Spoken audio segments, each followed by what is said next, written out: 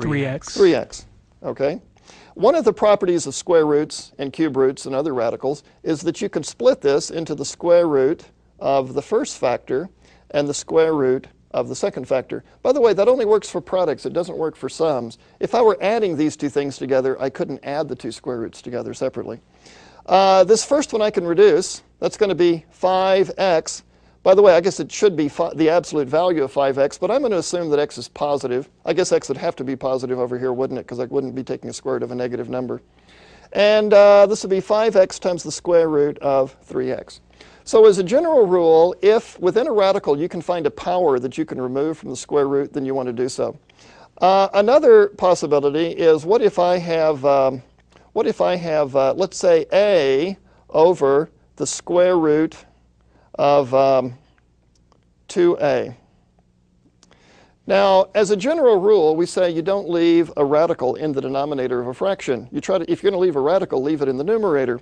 And so to get rid of the radical in this denominator, I would multiply, in this case, by another square root of 2a on top and bottom.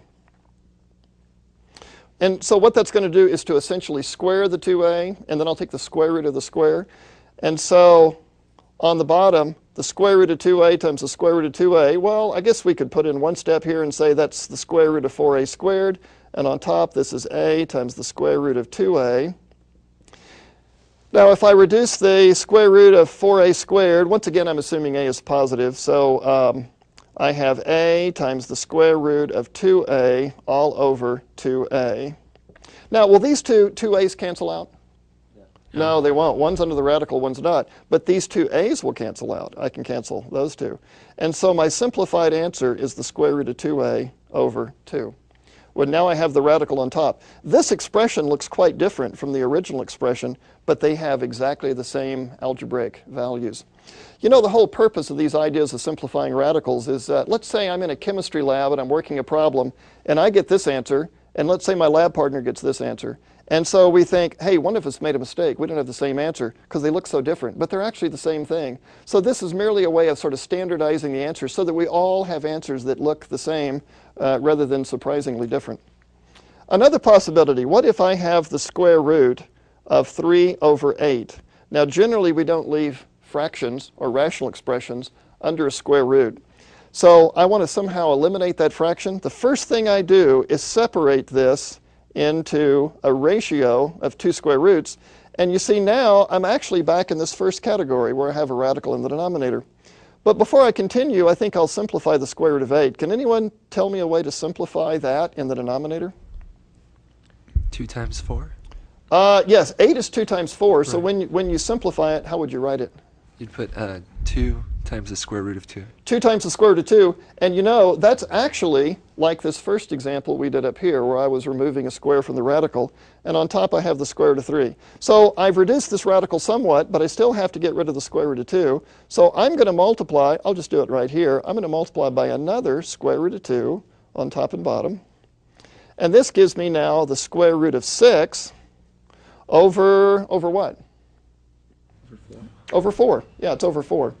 Another way you could write that is to say that's 1/4 times the square root of 6. I mean, either one of those forms would be a good answer.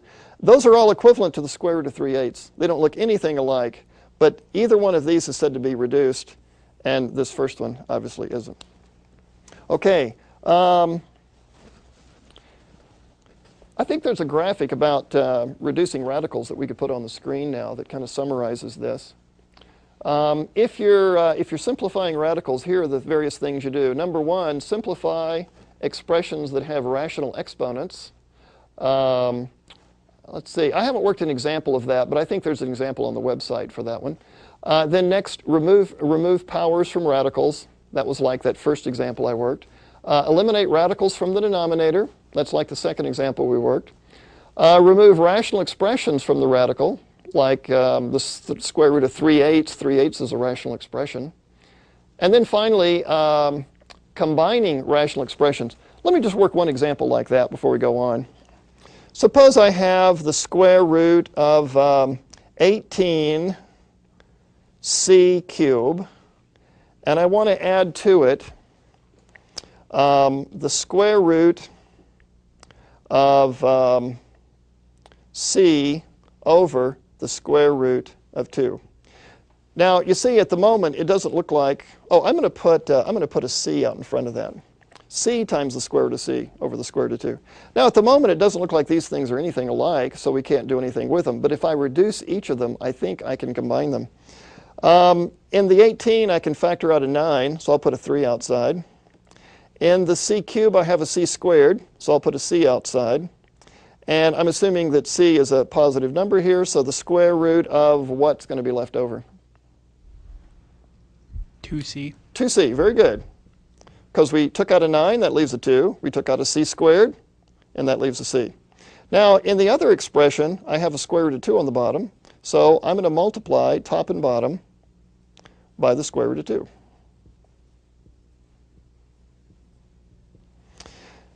And this first one's already reduced, so I'll just rewrite that. And in the second one, I have c times the square root of 2c over 2. So if I want to combine these, it looks like I have a common factor. Namely, I have a square root of 2 that I could factor out, a square root of 2c. And I also have a c that I could factor out. And that's going to leave a 3 here. What's it going to leave right here? 1 half. Now 3 plus a half, 3 1/2. Why don't we call that 7 halves? 7 halves c square roots of 2c. So I've been able to add two expressions that look totally different by actually making them look somewhat alike and getting a common factor to factor out there. Okay.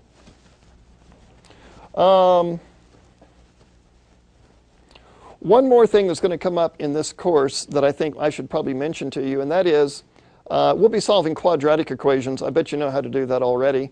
But we'll also be solving equations that are in a quadratic form. Take, for example, this possibility. What if I have a to the 6th plus 7a cubed equals 8? Now, at first glance, you wouldn't say this is a quadratic equation because I have a 6th power and a 3rd power in here. But this is in a quadratic form. If I think of a cubed as my basic variable, then this is the square of a cubed. And so I'm going to rewrite this as a cubed squared plus 7a cubed and then minus 8 equal 0.